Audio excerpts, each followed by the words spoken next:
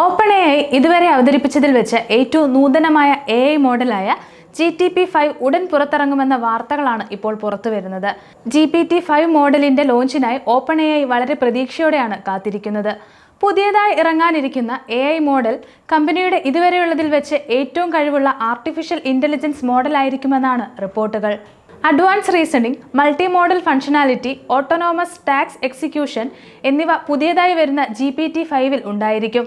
ഇത് OpenAIയുടെ നിലവിലെ O3, 4o മോഡലുകളുടെ കഴിവുകളെ സംയോജിപ്പിക്കുന്ന ഒരു ഏകീകൃത മോഡലായിട്ടായിരിക്കും എത്തുന്നത്.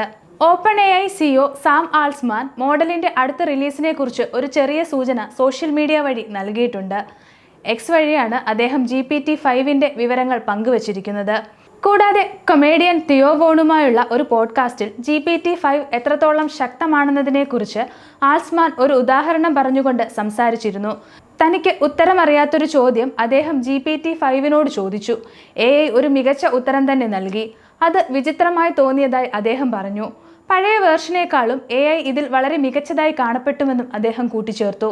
OpenAIയുടെ പുതിയ മോഡലായ GPT-5ന്റെ പരീക്ഷണങ്ങൾ നടന്നുകൊണ്ടിരിക്കുന്നത് കൊണ്ട് തന്നെ ആളുകൾക്കിടയിൽ ഇതിനെക്കുറിച്ച് നിരവധി ഊഹാപോഹങ്ങളുണ്ട്. അതുകൊണ്ട് താമസിക്കാതെ തന്നെ GPT-5ന്റെ റിലീസ് ഉണ്ടാകുമെന്നാണ് റിപ്പോർട്ടുകൾ. ടെക് വ്യവസായ മേഖലകളിൽ നിന്നും GPT-5 ഓഗസ്റ്റ് ആദ്യ ആഴ്ചകളിൽ പുറത്തിറങ്ങുമെന്ന തരത്തിൽ ഗോസിപ്പുകൾ വരുന്നുണ്ട്. പ്രധാന വേർഷനൊപ്പം വ്യത്യസ്ത തരം ഉപകരണങ്ങളിലോ സിസ്റ്റങ്ങളിലോ പ്രവർത്തിക്കാൻ വേണ്ടി നിർമ്മിച്ച മിനി, നാനോ എന്നീ ചെറിയ വേർഷനുകളും അവർ പുറത്തിറക്കിയേക്കാം എന്നാണ് മനസ്സിലാക്കാൻ സാധിക്കുന്നത്.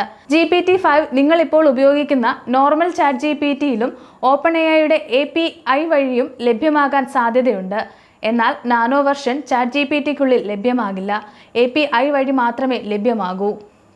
GPT-5ന്റെ പ്രത്യേകതകൾ എന്തെല്ലാമെന്ന് നോക്കാം.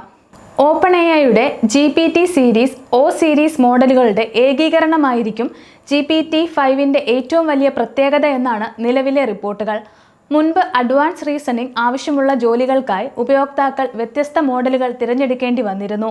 എന്നാൽ GPT-5ലേക്ക് വരുമ്പോൾ ആളുകൾക്ക് എല്ലാം ഈ ഒറ്റ മോഡലിൽ ലഭ്യമാണെന്നാണ് റിപ്പോർട്ടുകൾ. ഏത് വെർഷൻ തിരഞ്ഞെടുക്കുമെന്ന് ആശങ്കപ്പെടാതെ തന്നെ ഉപയോക്താക്കൾക്ക് വേഗത്തിൽ പ്രവർത്തനങ്ങൾ ഉപയോഗപ്പെടുത്താൻ GPT-5ലൂടെ സാധിക്കും. അങ്ങനെ വരുമ്പോൾ കൺഫ്യൂഷനുകൾ ഒഴിവാക്കാനും ജോലികൾ വേഗത്തിൽ തീർക്കാനും സാധിക്കും. OpenAI മുഴുവൻ സാങ്കേതിക വിദ്യയുടെ വലിയൊരു പങ്കും സംയോജിപ്പിക്കുന്ന ഒരു സിസ്റ്റം എന്നാണ് ആൾട്ട്മാൻ GPT-5നെ വിശേഷിപ്പിച്ചിരിക്കുന്നത്. ഇങ്ങനെ ഒരുമിച്ചതുകൊണ്ട് തന്നെ AIയുടെ പ്രകടനം മെച്ചപ്പെടുത്തുമെന്ന് അദ്ദേഹം പറഞ്ഞു. ഇത് മുൻ പതിപ്പുകളേക്കാൾ വളരെ ശക്തവും കഴിവുള്ളതുമാക്കുമെന്നും അദ്ദേഹം കൂട്ടിച്ചേർത്തു. പുതിയ O3 മോഡലിന്റെ ശക്തമായ റീസണിംഗ് കഴിവുകൾ GPT-5ൽ ഉൾപ്പെടുത്തിയിട്ടുണ്ട്. കോഡിംഗ്, മാത്തമാറ്റിക്സ് തുടങ്ങിയ കാര്യങ്ങളിൽ GPT-4നേക്കാൾ മികച്ച പ്രകടനം കാഴ്ചവെക്കാൻ ഇത് സഹായിക്കും. GPT-5ന് ഏതാണ്ട് PhD തലത്തിൽ പോലുള്ള ജോലികൾ കൈകാര്യം ചെയ്യാൻ സാധിക്കുമെന്നാണ് അവർ പറയുന്നത്. GPT-5ൽ മികച്ച മൾട്ടി മോഡൽ AI കഴിവുകളും അവതരിപ്പിക്കാൻ സാധിക്കുന്നുണ്ടെന്നാണ് റിപ്പോർട്ടുകൾ. GPT-4o സീരീസിൽ ഉപയോക്താക്കൾക്ക് ടെക്സ്റ്റ്, ഇമേജുകൾ, വോയിസ് എന്നിവയ്ക്കായി ഉപയോഗിക്കാൻ സാധിക്കുമായിരുന്നു. GPT-5ലേക്ക് വരുമ്പോൾ വീഡിയോ പ്രോസസ്സിംഗ് ചെയ്യാൻ സാധിക്കുമെന്ന തരത്തിലുള്ള റിപ്പോർട്ടുകളും വരുന്നുണ്ട്. വ്യത്യസ്ത തരം ഡേറ്റ ഇൻപുട്ടുകൾ ഉപയോഗിച്ച് മികച്ച ഒരു ഔട്ട്പുട്ട് ക്രിയേറ്റ് ചെയ്യാൻ ഇതുകൊണ്ട് സാധിക്കും. നിങ്ങൾ നൽകുന്ന വിവരങ്ങൾ ഓർമ്മിച്ചു വെക്കാനും ഉപയോഗിക്കാനും GPT-5ന് കഴിയുമെന്നതാണ് മറ്റൊരു വലിയ പ്രത്യേകത. ഇതിനെ കോണ്ടെക്സ്റ്റ് വിൻഡോ എന്നാണ് വിളിക്കുന്നത്. GPT-4o വെർഷൻ 1,28,000 ടോക്കണുകൾ വരെ ഓർമ്മിക്കാൻ കഴിയും.